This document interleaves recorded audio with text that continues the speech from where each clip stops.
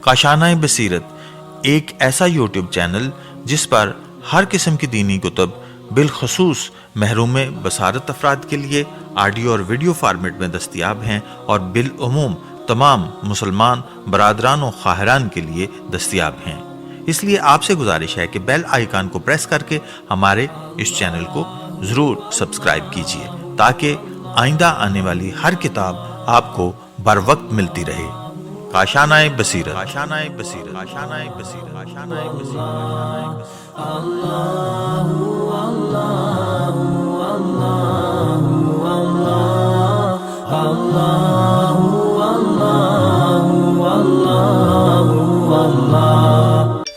بسم اللہ الرحمن الرحیم۔ السلام علیکم سامعین، کاشانۂ بصیرت کا ہے یوٹیوب چینل، میں سیمی زوار۔ جس کتاب کو ہم مل کر پڑھ رہے ہیں اس کا نام ہے غدیر، قرآن، حدیث اور ادب میں، اور یہ ہے اس کی کمپلیٹ جو ہم پڑھ رہے ہیں، جلد نمبر 2 کا ہم مطالعہ کر رہے ہیں، اور یہ ہے ہماری ریڈنگ کا پارٹ نمبر 10۔ یہ بھی میں ساتھ ساتھ بتاتی چلوں کہ ہم پچھلی ریکارڈنگ میں جو پڑھ رہے تھے، ہم پہلی صدی کے اندلیبان غدیر کے بارے میں پڑھ رہے ہیں، اور جن شخصیت کے بارے میں ہم خاص طور پہ ان دنوں میں یعنی ان ریکارڈنگز میں پڑھ رہے ہیں وہ ہیں عمرو بن عاص۔ آئیے ریڈنگ کا آغاز کرتے ہیں پیج نمبر 107 سے، جہاں پر ہیڈنگ ہے ابن عباس کا خط عمرو کے نام۔ ابن عباس نے عمرو کے ایک خط کے جواب میں اس طرح تحریر فرمایا: اما بعد، میں نے عربوں میں تجھ سے بڑا بے حیا نہیں دیکھا۔ معاویہ نے تجھے خواہشات کی پیروی میں الجھایا اور تو نے چند کھوٹے سکوں میں اپنا دین بیچ دیا۔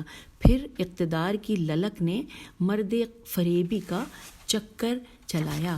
ہم آگے ہیں پیج نمبر 108 پر۔ مرد فریبی کا چکر چلایا، کامیابی نہ ملی تو پارسا بن کر جنگ بھڑکا رہے ہو۔ اگر تم سچے ہو تو حکومت مصر چھوڑ دو، کیونکہ یہ جنگ بھی تم ہی نے بھڑکائی ہے۔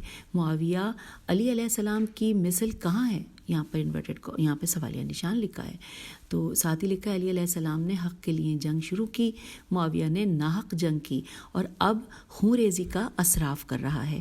اہل عراق شامیوں کی طرح نہیں، انہوں نے بہترین مخلوقات کی بیعت کی ہے اور شامیوں نے بدترین خلق کی، تو اور میں بھی اس سلسلے میں برابر نہیں۔ میرا مقصد خوشنودی خدا کا حصول تھا، لیکن تو حکومت مصر حاصل کرنا چاہتا ہے۔ اور یہاں پر انورٹڈ کاما کلوز ہو گیا۔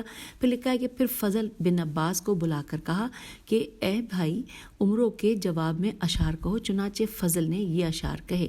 انورٹڈ کاما میں ہم ترجمہ پڑھنے جا رہے ہیں کہ اے عمرو، تیرے ہیلوں کا صرف یہی علاج ہے کہ مسلسل تیرے نرخروں پر ضرب لگائی جائے تاکہ غرور کا خاتمہ ہو سکے۔ علی علیہ السلام کو خدا نے برتری عطا کی ہے، تم جنگ سے باز آ جاؤ تو ہم بھی ہاتھ کھینچ لیں گے۔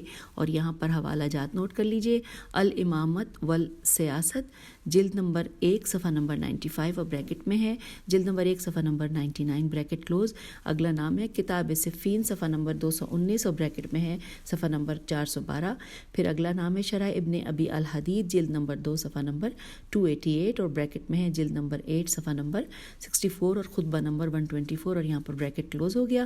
پھر نیکسٹ کتاب ہے وقعۃ الصفین، واو قاف عین تے ہے، وقعۃ الصفین ابن مزاحم، صفحہ نمبر 300 اور بریکٹ میں لکھا ہے صفحہ نمبر 550 اور یہاں پر بریکٹ کلوز ہو گیا ہے۔ اب نیکسٹ ہیڈنگ نظر آ رہی ہے اور وہ ہے ابن عباس اور عمرو۔ لکھا ہے ایک دن راستے میں عمرو کی ابن عباس سے مٹ بھیڑ ہو گئی۔ عمرو نے جل بھن کر کہا کہ ابن عباس، جب بھی مجھے دیکھتے ہو ناپسندیدہ ہی نظر سے دیکھتے ہو، جیسے تمہاری آنکھوں میں زخم ہو، لیکن جب لوگوں کے سامنے ہوتے ہو تو نادانی، کمزوری اور وسواس ظاہر کرنے لگتے ہو۔ ابن عباس نے جواب دیا کہ کیونکہ تم دوغلے ہو، قریش نیک شعار ہیں، باطل و جہالت سے پرہیز کرتے ہیں، حق پہچاننے کے بعد چھپاتے نہیں، مانوی بزرگی بھی ہے۔ تم قریش سے کہاں ہو؟ تم تو 2 بستروں سے پیدا ہوئے ہو، بنی ہاشم، بنی عبد الشمس، کوئی بھی تمہیں اپنانے پر آمادہ نہیں، تم تو گمراہ، حرامی اور گمراہ کرنے والے ہو۔ معاویہ نے حکومت دے دی تو تم پھولنے لگے۔ عمرو نے کہا میں جب بھی تمہیں دیکھتا ہوں خوش ہوتا ہوں۔ ابن عباس نے کہا کہ میں حق کی طرف مائل اور حق کا پرستار ہوں۔ حوالہ نوٹ کیجئے، یہاں پہ انورٹڈ کاما کلوز ہوا ہے، حوالہ ہے العقد الفرید جلد نمبر 2 صفحہ نمبر 136 اور جلد نمبر 3 صفحہ نمبر 203. آگے چلتے ہیں، اس کو پڑھتے ہوئے ہم آ گئے ہیں پیج 109 پر. لکھا ہے عبداللہ بن جعفر معاویہ کی مجلس میں وارد ہوئے، وہاں ابن عباس اور عمر و عاص بھی موجود تھے. عبداللہ کو آتے دیکھ کر عمروں نے تان و تشنیع شروع کر دی. ابن عباس نے اسے آڑے ہاتھوں لیا. خدا کی قسم تم جھوٹے ہو، یہ تو ذکر خدا، نعمتوں کے شکر گزار، برائیوں سے کنارہ کش، سخی، شریف اور سردار ہیں. یہ شریف النسب ہیں، حرامی نہیں ہیں اور نہ ہی کم ظرف ہیں. یہ ایسے بھی نہیں کہ جن کے متعلق قریش کے آوارہ لوگوں نے دعویٰ کیا ہو پھر ایک قصاب بازی لے جائے. ہاں، یہ عبداللہ ان ذلیل لوگوں کی طرح ہیں کہ جن کے متعلق دو خاندان والے جھگڑا کر لیں کہ نہ معلوم کس محلے کا نوزائیدہ ہے. پھر عمروں کی طرف رخ کیا. کاش میں سمجھ سکتا کہ تم کس پاک نسب اور عظیم شخصیت کو چھیڑ رہے ہو. ابے کمینے حرامی، اپنی حد میں رہنے کی کوشش کر. عبداللہ نے ابن عباس سے کہا، خدا کی قسم اب رہنے بھی دیجیے، آپ نے اچھی طرح میرا دفاع کیا. اور یہاں پر حوالہ نوٹ کیجیے، جاہز کی المحاسن، جی ملف ہے زوئے، جاہز کی المحاسن، اور پھر لکھیے المحاسن والازداد، صفحہ نمبر 101 اور صفحہ نمبر 87. بہیقی کی یا بے یہ ہے قاف چھوٹی ہے، بہیقی کی المحاسن والمساوا، جلد نمبر 1 صفحہ نمبر 68 اور صفحہ نمبر 90. اور اب ہم اس کے بعد آگے چلتے ہیں. لکھا ہے اگلی ہیڈنگ ہے کہ معاویہ و عمر و عاص. لکھا ہے معاویہ نے محسوس کیا کہ عمر و عاص کی بیعت کے بغیر اس کا مطلب حاصل نہیں ہو سکتا. اس نے عمروں سے کہا، تم میری بیعت کرو. عمروں نے کہا، آخر کیوں؟ کیا آخرت کے لیے جس سے تم کوسوں دور ہو، یا دنیا کے لیے جو تمہارے اختیار میں نہیں کہ مجھے شریک کر سکو؟ معاویہ نے کہا، میں تمہیں دنیا کے لیے شریک کرنا چاہتا ہوں. عمروں نے کہا، پھر مصر کا فرمان لکھ دو. معاویہ نے فرمان لکھ کر نیچے یہ شرط لکھ دی کہ عمروں کو تمام معاملات میں میری پیروی کرنی ہوگی. عمروں نے کہا، یہ بھی لکھ دو کہ یہ فرمان برادری معاہدے پر اثر انداز نہیں ہوگا.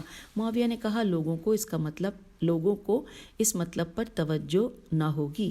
عمروں نے کہا، پھر تم اسے لکھ دو. مجبوراً معاویہ نے لکھ دیا.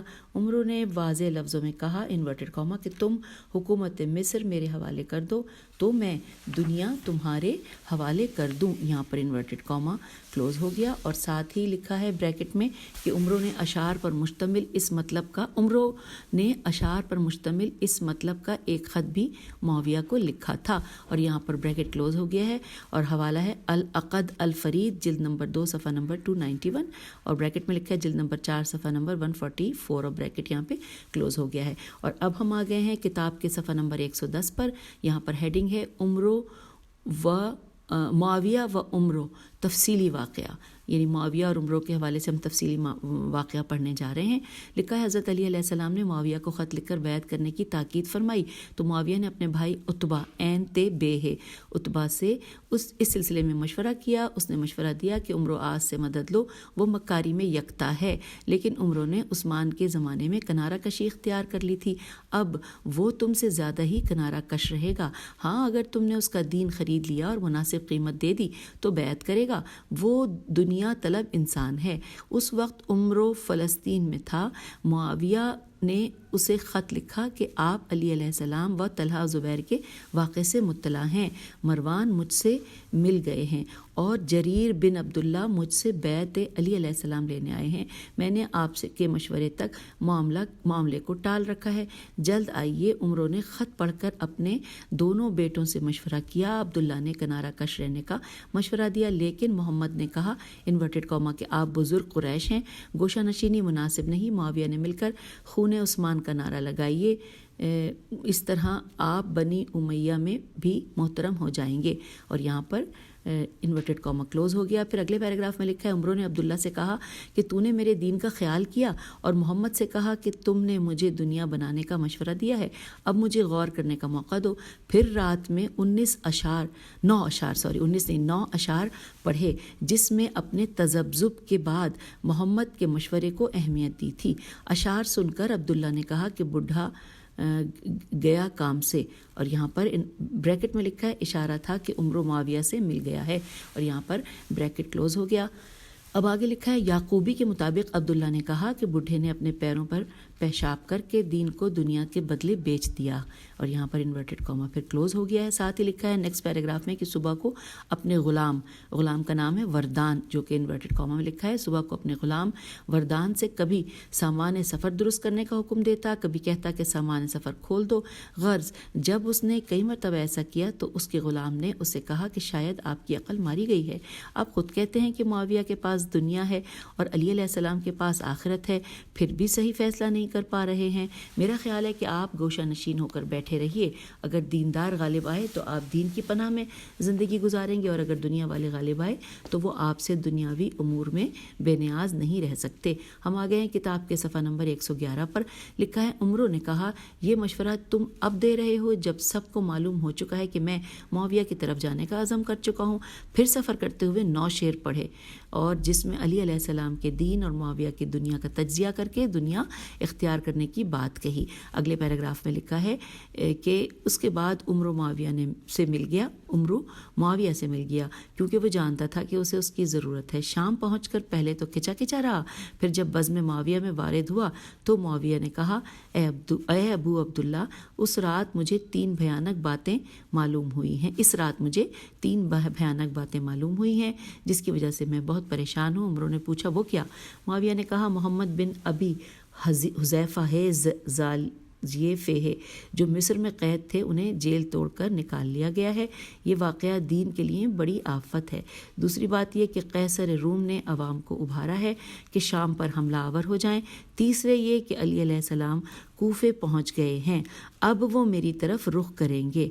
اب اگلے پیراگراف میں لکھا ہے کہ عمرو عاص نے کہا کہ تینوں باتیں کوئی خاص اہمیت نہیں رکھتی، محمد کے معاملے میں تجھے فوج بھیج دینی چاہیے، اگر اسے گرفتار کر لیا گیا تو ٹھیک ہے، اگر وہ بھاگ گیا تب بھی تیرے حق میں ٹھیک ہے۔ قیصر روم کو کچھ سیم تن کنیزیں اور قیمتی ظروف تحفے میں بھیج کر صلح کی درخواست کر، تیری بات مان جائے گا۔ لیکن علی علیہ السلام کا معاملہ ذرا پیچیدہ ہے، عرب والے تجھ کو اور انہیں ایک میدان میں نہیں دیکھ سکتے۔ علی علیہ السلام جس بلند مرتبے کے حامل ہیں ان کی روح سے تو ان پر غلط راستہ اختیار کر کے ہی قابو پا سکتا ہے۔ اور یہاں پر انورٹڈ کاما کلوز ہو گیا۔ پھر لکھا ہے کہ ایک دوسری روایت میں ہے کہ معاویہ نے عمرو سے کہا کہ میں نے آپ کو ایسے شخص سے لڑنے کے لیے بلایا ہے جس نے اسیان خدا کیا ہے، خلیفہ رسول صلی اللہ علیہ وسلم کو قتل کیا، فتنہ پھیلایا اور تمام امت کو انتشار میں مبتلا کر کے قطع رحم کیا۔ عمروں نے پوچھا کون ہے؟ معاویہ نے جواب دیا علی علیہ السلام۔ اب نیکسٹ پیراگراف میں لکھا ہے جس کو پڑھتے ہوئے ہم صفحہ نمبر 112 پر آ گئے۔ عمروں نے کہا بخدا تم علی علیہ السلام کے پاسنگ بھی نہیں۔ اور پھر لکھا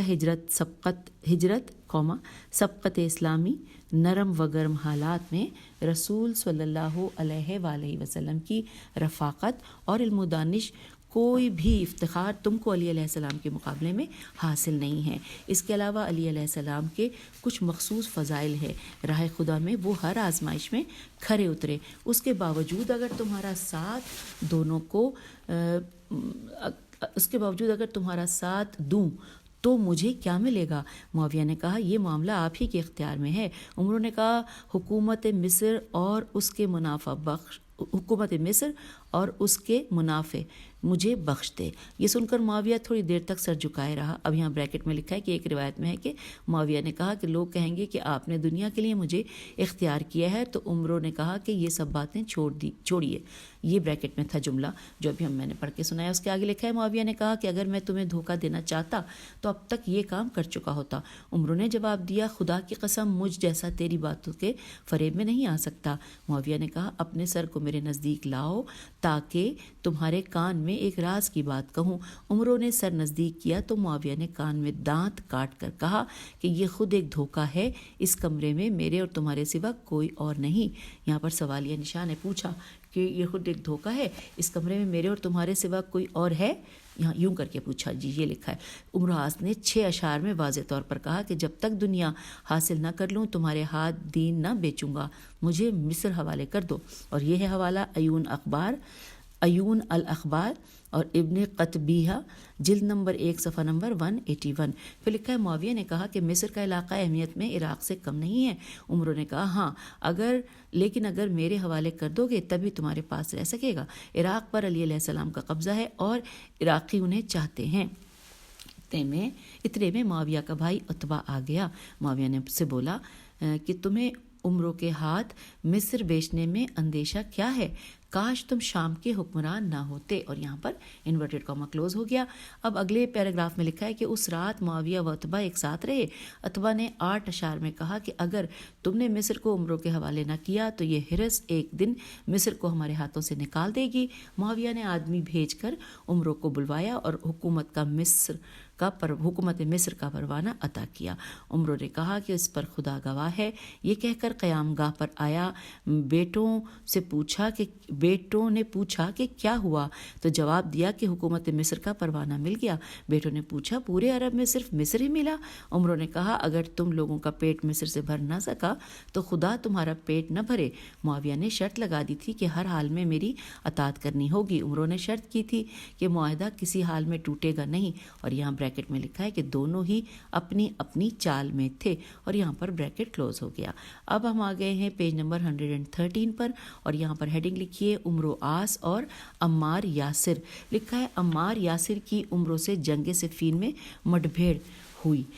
عمار اپنے ساتھیوں کے ساتھ ہتھیار لگائے سواری سے اتر پڑے۔ اسی وقت عمروں نے کلمہ شہادت زبان پر جاری کیا۔ عمار نے کہا چپ رہ، تو نے زمانہ محمد صلی اللہ علیہ وآلہ وسلم میں یہ کلمہ ترک کر دیا تھا اور آج بھی تو ترک کیے ہوئے ہے۔ اس کلمے کہ ہم تجھ سے زیادہ مستحق ہیں۔ اگر تو نے اناد میں پڑھا ہے تو ہمارا حق تیرے باطل کا دفاع کرے گا، اور اگر بطور خطبہ پڑھا ہے تب بھی ہم تجھ سے بہتر خطبہ پڑھ سکتے ہیں کہ تو جھٹلا نہ سکے۔ آگے لکھا ہے کہ عمروں نے کہا کہ خیر چھوڑیے، اب اس جنگ کو روکنے کی کوشش کیجیے، میں بھی کوشش کر رہا ہوں۔ آخر ہماری جنگ کی بنیاد کیا ہے؟ کیا ہم ایک خدا اور ایک کعبے کو قبلہ نہیں مانتے؟ کتاب ایک ہے، رسول صلی اللہ علیہ وآلہ وسلم ایک، اور ہم بھی نماز پڑھتے ہیں۔ نیکسٹ پیراگراف میں لکھا ہے کہ عمار نے کہا کہ خدا کا شکر، تو نے اقرار کیا کہ میں اور میرے ساتھی اہل قبلہ و دین ہیں، لیکن تمہارے ساتھی اس سے منحرف ہیں۔ تم خود گمراہ ہو اور دوسروں کو بھی گمراہ کر رہے ہو۔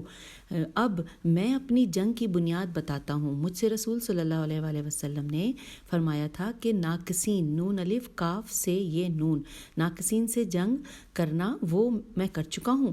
حکم دیا تھا کہ قاسطین سے جنگ کرنا، قاف الف سین تو یہ نون، قاسطین سے جنگ کرنا وہ تم لوگ ہو، لیکن مارقین کو پتہ نہیں پا سکوں گا یا نہیں۔ میم الف رے قاف یہ نون، مارقین کو پتہ نہیں پا سکوں گا یا نہیں۔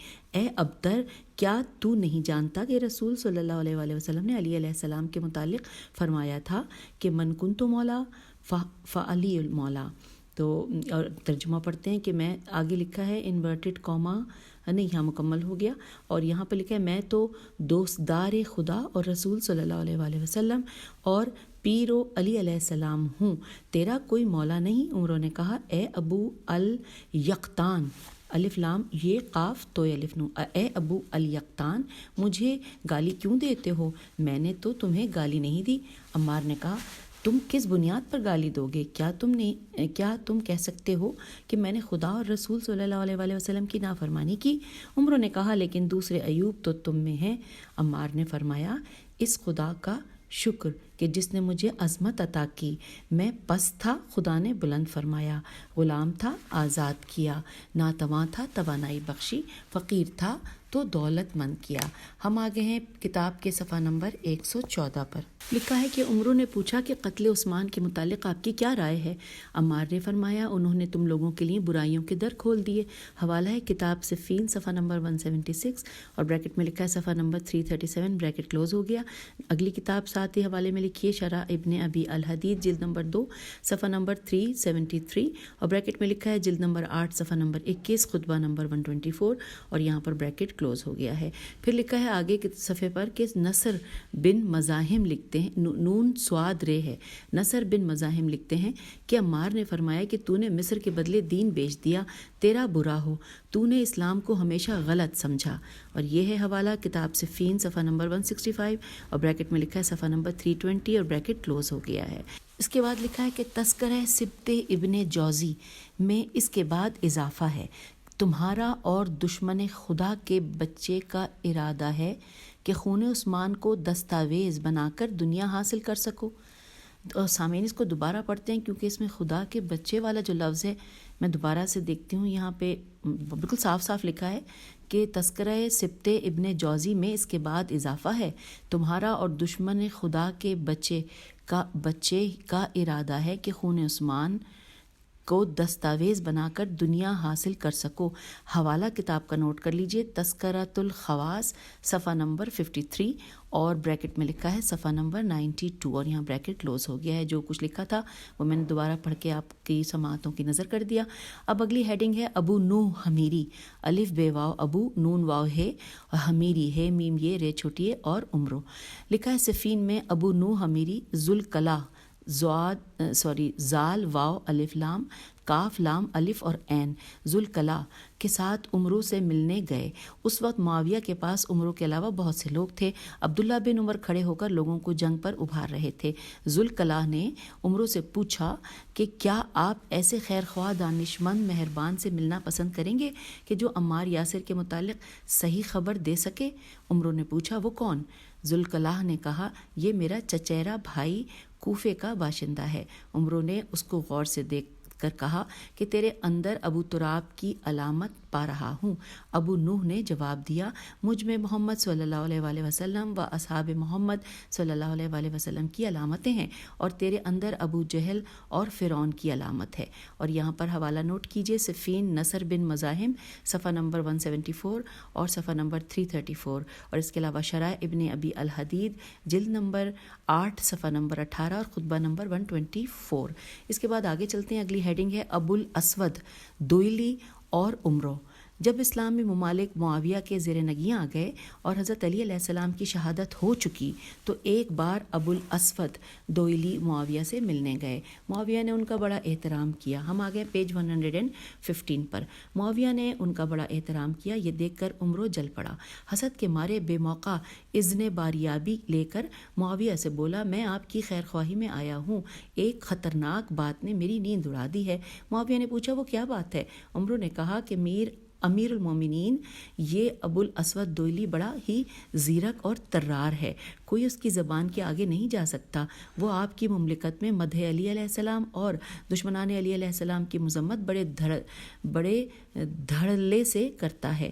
اگر آپ نے ذرا بھی تساہلی برتی تو گردن پر سوار ہو جائے گا۔ آپ اس کو بلوا کر جانچیے، اگر وہی زبان سے عقیدہ ظاہر کر دے گا تو آپ کو ثبوت فراہم ہو جائے گا، اور اگر دل کے برخلاف کہا تو یہ آئندہ آپ کے کام آئے گا۔ میری اس مفید رائے پر ضرور عمل کیجیے۔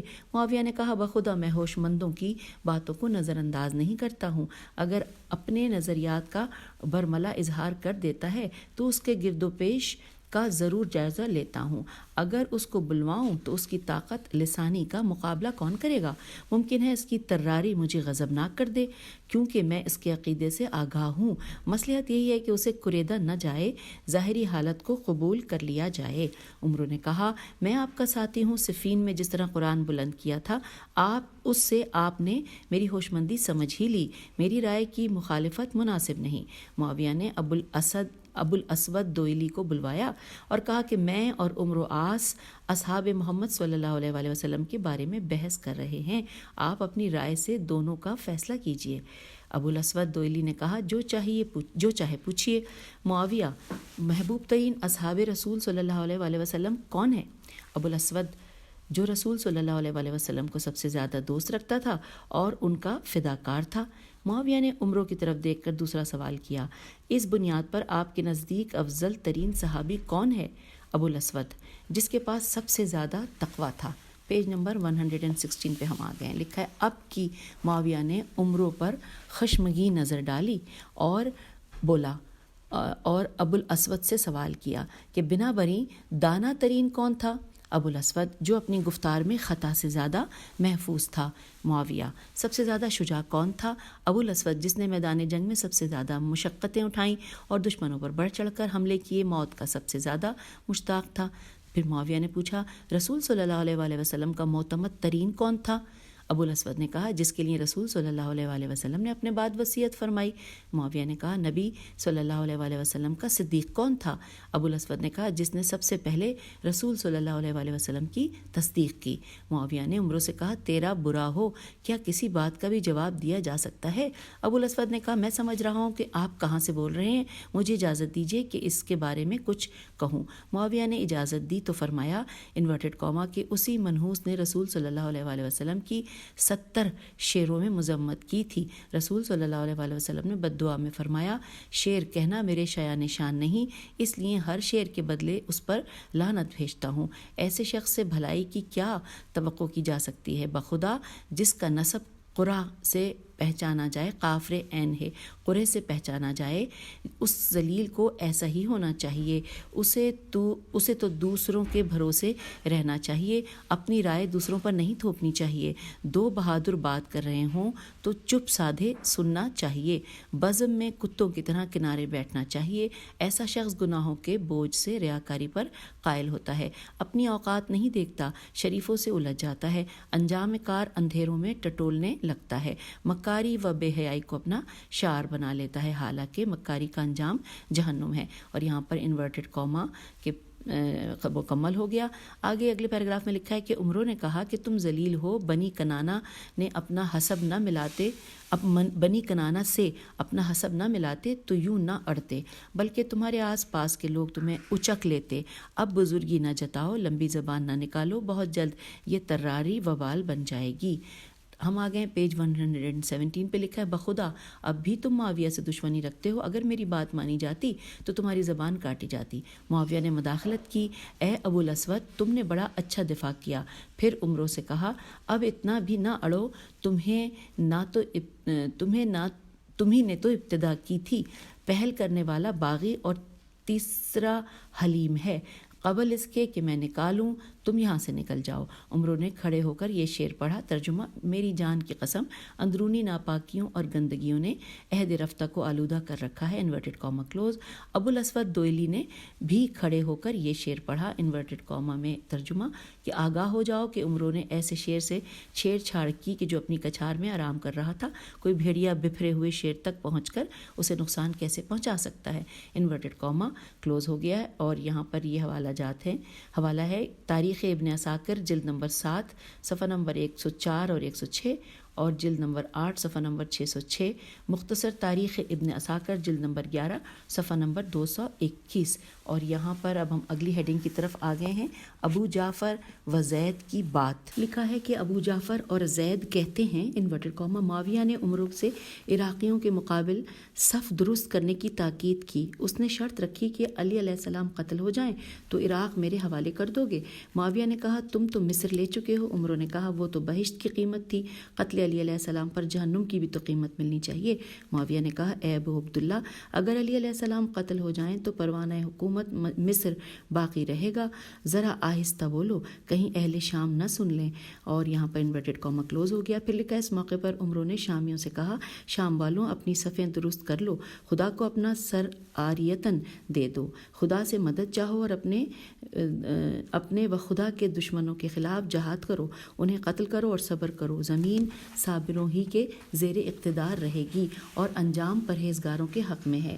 حوالہ ہے صفین ابن مزاحم صفحہ نمبر 123 اور بریکٹ میں صفحہ نمبر 337 بریکٹ کلوز، شرح ابن ابی الحدید جلد نمبر 5 صفحہ نمبر 189۔ اور ہم آ گئے ہیں کتاب کے صفحہ 118 پر۔ اب پھر ساتھ یہاں پہ لکھا ہے کہ یہ عمرو آس کا سب سے اہم قول ہے جو اس کے دینی کمزوری پر دلالت کرتا ہے، کیونکہ وہ حق علی علیہ السلام کو جان بوجھ کر معاویہ کے سامنے حق کو مشتبہ کر رہا ہے۔ یہ گفتار ان لوگوں کی بھی تردید کر رہا ہے جو عمرو آس کی عدالت یا خطائے اجتہادی کے قائل ہیں۔ اب اگلی ہیڈنگ ہے چچا بھتیجا۔ لکھا ہے عمرو کا ایک ہوشیار بھتیجا قبیلہ بنی سہم سے تھا، مصر سے ملنے کے لیے آیا اور عمر و آس سے بولا کہ تم قریش کے درمیان کس نظریے پر زندگی گزار رہے ہو؟ تم نے اپنا دین حوالے کر دیا اور دوسرے کی دنیا میں الجھے ہوئے ہو۔ کیا تم سمجھتے ہو کہ مصر والے جنہوں نے عثمان کو قتل کیا معاویہ کا اقتدار تسلیم کر لیں گے حالانکہ علی علیہ السلام زندہ ہیں؟ پھر کیا مصر معاویہ کے ہاتھ آ بھی جائے اور جس طرح اس نے زبانی تمہارے حوالے کر دیا ہے وہاں کے لوگ مان لیں گے؟ عمروں نے کہا بھتیجے معاملہ خدا کے ہاتھ میں ہے، علی علیہ السلام و معاویہ کے ہاتھ میں نہیں ہے۔ اس جوان نے عمروں کے جواب میں یہ 15 اشعار کہے، اور سامعین یہاں پہ اس کا ترجمہ لکھا ہوا ہے اور ساتھ ہی لکھا ہے انورٹڈ کاما میں کہ حاصل مطلب، اور بریکٹ میں لکھا ہے حاصل مطلب، اور ہم اب انورٹڈ کاما میں وہ ترجمہ پڑھنے جا رہے ہیں۔ انورٹڈ کاما: اے خواہر قبیلہ بنی زیاد ہند، آگاہ ہو جا کہ عمر و آس بہت چالاک ہے، وہ اپنی مکاری کے ذریعے دانش مندوں کے پتے پانی کرنے والا ہے۔ معاویہ نے اپنے عہد نامے میں مکارانہ شرطیں لکھی ہیں، عمر و آس نے بھی مکارانہ شرطیں لکھ دی ہیں۔ اس کے بعد عمروں سے مخاطب ہو کر بولا تو ابھی مصر کی حکومت نہیں پا سکا ہے، شروع ہی سے تو کامیابی سے کبھی ہمکنار نہ ہو سکا، تو نے اپنا دین دنیا کے بدلے بیچ دیا، بڑا نقصان کیا، تو بڑا بدترین انسان ہے۔ مصر آسانی سے تیرے قبضے میں نہیں آئے گا، تو معاویہ سے آ کے مل گیا جیسے قوم عاد سے مل جائے، منہ کالا کر لے، کیا تو ابو الحسن علیہ السلام کو نہیں پہچانتا؟ انہیں چھوڑ کر معاویہ سے ملنا ایسا ہی ہے جیسے کہ نور کو چھوڑ کر ظلمت اختیار کرنا۔ ہم پیج 119 پر آ گئے ہیں اور ابھی وہ ترجمہ پڑھ رہے ہیں اس شاعری کا۔ لکھا ہے آدمی کی انگلیاں کتنی ہی لمبی ہوں ستارہ سہیل تک نہیں پہنچ سکتی۔ صلح و فساد میں بڑا فرق ہے، کیا علی تند مرکب پر سوار ہو کر حملہ آور ہوں تو کوئی بے خوف ہو سکتا ہے؟ اس وقت تم کیا انات کا مظاہرہ کر سکتے ہو؟ عمروں نے کہا بھتیجی اگر میں علی علیہ السلام کے ساتھ ہوتا تو میرے لیے میرا گھر کافی تھا، لیکن اب تو میں معاویہ کے ساتھ ہوں۔ اس نے جواب دیا کہ اگر آپ معاویہ سے سروکار نہ رکھیں تو وہ آپ سے بھی سروکار نہ رکھے گا، لیکن وہ آپ کا دین چاہتا ہے، آپ اس سے دنیا چاہتے ہیں۔ جب اس جوان کی باتیں معاویہ کو معلوم ہوئی تو اس نے طلب کیا، لیکن وہ جوان بھاگ کر علی علیہ السلام سے مل گیا اور حضرت سے پوری بات کہہ دی۔ حضرت نے خوشحال ہو کر اسے اپنا مقرب بنا لیا۔ اب پیراگراف میں اگلے میں لکھا ہے کہ مروان نے رد عمل ظاہر کرتے ہوئے معاویہ سے کہا کہ عمروں کی طرح مجھے بھی خرید لے۔ معاویہ نے کہا تیرے جیسے لوگ بیچے جاتے ہیں؟ یہاں پہ سوالیہ نشان ہے۔ پھر لکھا ہے کہ جب یہ خبر حضرت علی علیہ السلام کو ملی تو آپ نے 14 شعر کہے کہ جس میں اس نامناسب صورتحال پر افسوس کا اظہار کرتے ہوئے دین فروشی کے مظاہرے کے برخلاف اپنی دینی حیثیت اور زمانہ رسالت میں اپنی فداکاریوں کو یاد فرمایا ہے۔ اور یہاں پر حوالہ ہے الامامت والسیاست، جلد نمبر 1 صفحہ نمبر 84 اور جلد نمبر 1 صفحہ نمبر 88، کتاب صفین صفحہ نمبر 24 اور صفحہ نمبر 41 سے لے کر 44 تک، شرح نہج البلاغہ ابن ابی الحدید، جلد نمبر 1 صفحہ نمبر 138 اور جلد نمبر 2 صفحہ نمبر 68 اور خطبہ نمبر 26۔ اب یہاں پر اگلی ہیڈنگ کی طرف ہم آ گئے ہیں۔ لکھا ہے غانمہ بنت غانم اور عمرو، غین الف نون میم ہے، اور غانم کی ہے غین الف نون میم۔ یہ خاتون مکے میں رہتی تھی۔ جب معلوم ہوا کہ معاویہ اور عمر و آس حضرت علی علیہ السلام کو گالیاں دیتے ہیں تو فرمایا اے قریش، بخدا معاویہ امیر المومنین نہیں ہے، وہ جیسا اپنے آپ کو سمجھ رہا ہے ایسا ہرگز نہیں ہے، میں خود معاویہ سے مل کر اسے پانی پانی کر دوں گی۔ گورنر نے یہ بات معاویہ کو لکھ بھیجی۔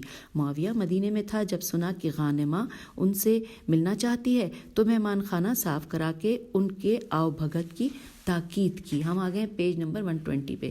تاکید کی۔ غائمہ مدینہ پہنچی تو یزید نے اپنے غلاموں کے ساتھ ان کا استقبال کیا۔ غانمہ اپنے بھائی عمر کے یہاں اتری۔ یزید نے اپنے باپ کی فرمائش سے باخبر کیا کہ مہمان خانے ہی میں فروکش ہوں۔ غانمہ اس کو پہچانتی نہ تھیں۔ پوچھا تو کون ہے؟ عرض کیا میں یزید ہوں، معاویہ کا بیٹا۔ پھر بپھر کے بولی خدا تیرا ستیہ ناز کرے، تجھے مہمان نوازی نہیں آتی؟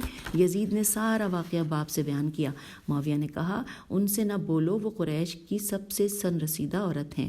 یزید نے عمر پوچھی تو معاویہ نے کہا کہ وہ زمانے رسول صلی اللہ علیہ وآلہ وسلم میں 400 سال کی تھیں۔ کچھ دن بعد معاویہ ان سے ملنے آیا اور سلام کیا۔ غانمہ نے کہا اہل ایمان پر سلام اور ناشکروں پر ذلت خواری۔ پھر پوچھا تم دونوں میں عمر و آس کون ہے؟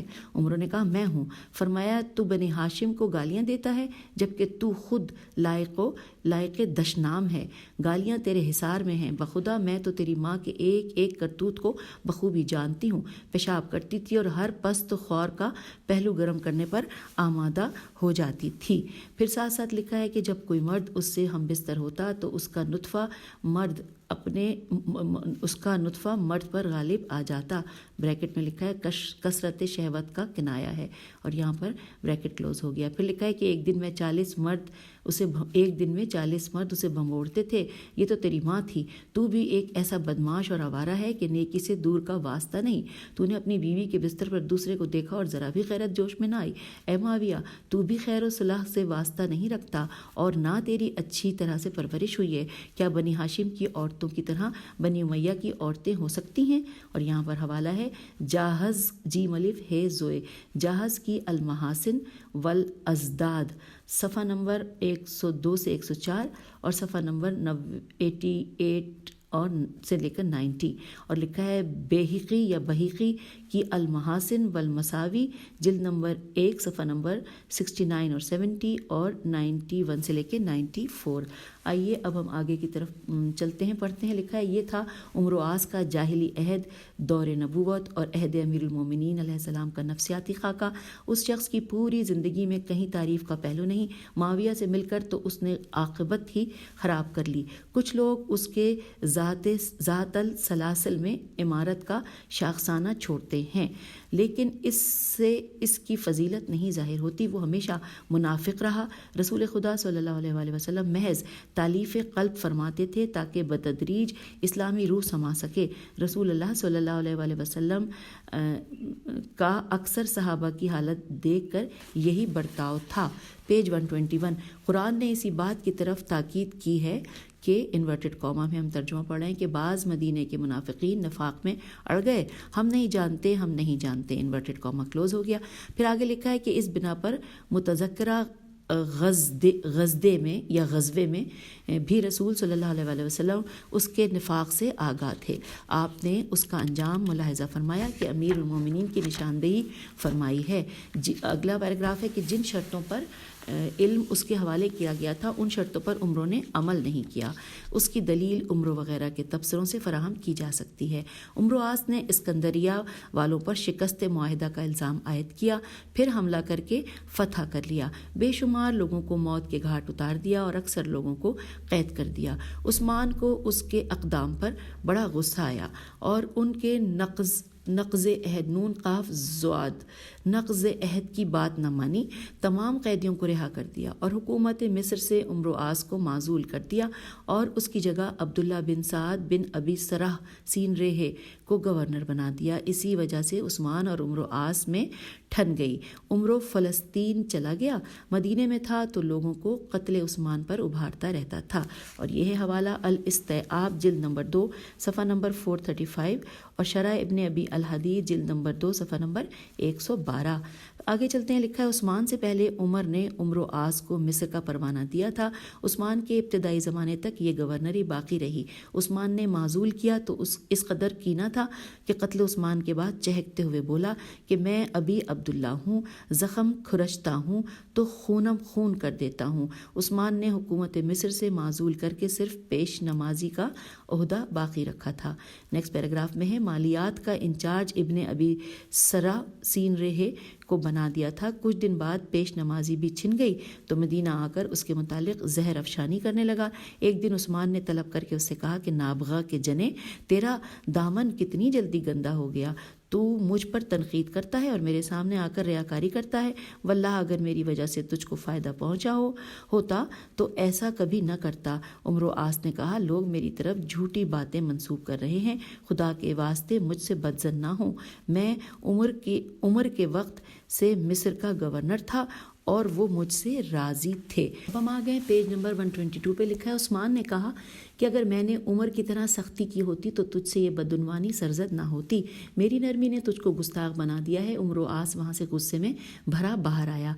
جب بھی حضرت علی علیہ السلام سے ملتا تو آپ کو عثمان کے خلاف مشتعل کرنے کی کوشش کرتا، طلحہ اور زبیر کو بھی نفرت پر ابھارتا، حاجیوں کو مکے میں عثمان کا غلط حرکات بتا کر ابھارتا۔ نیکسٹ پیراگراف میں کہ جب مصریوں نے خانہ عثمان کا محاصرہ کیا تو عثمان نے علی علیہ السلام کو بلا بھیجا، حضرت آئے اور لوگوں کو سمجھا بجھا کر ہٹا دیا۔ عثمان نے لوگوں سے کہا کہ یہ مصری آئے تھے، لیکن جب حقیقت حال معلوم ہوئی تو پلٹ گئے۔ یہ سن کر عمر و آس نے مسجد کے گوشے سے پکارا، عثمان خدا سے ڈرو، تم نے حادثے پیدا کر دیے ہیں، تم توبہ کرو۔ عثمان چلائے، نابغہ کے جنے، تم یہاں موجود ہو، تمہیں حکومت مصر چھننے کا اناد ہے۔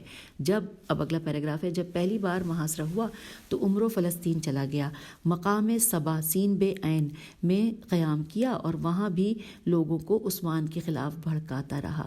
اکثر کہتا کہ جب نچوڑتا ہوں تو خون نکال دیتا ہوں۔ ایک دن قصر فلسطین میں بیٹھا تھا کہ مدینے کا سوار نظر آیا، حالات پوچھے تو محاصرہ عثمان کی خبر معلوم ہوئی۔ یہ اپنی گندی خود ستائی کرنے لگا اور جب قتل کی خبر آئی تو کہا کہ میں نے انہیں وادی صبا سین بے الف عین میں بیٹھے بیٹھے ہی قتل کرا دیا۔ پھر پوچھا خلیفہ کون ہوگا؟ طلحہ تو بخشش و عطا میں مشہور ہے، لیکن علی علیہ السلام ہوئے تو بہرحال حق ہی کو ملحوظ رکھیں گے، وہ میرے نزدیک اس مقام و مرتبے کے لیے ناپسندیدہ ترین شخص ہیں۔ اور یہاں پر ہم اجازت چاہتے ہیں، اپنی اس ریڈنگ کا اختتام کرتے ہیں، انشاءاللہ اس سے آگے پڑھیں گے، تسلسل جاری ہے اگلی ریکارڈنگ میں۔ خدا حافظ، فی امان اللہ۔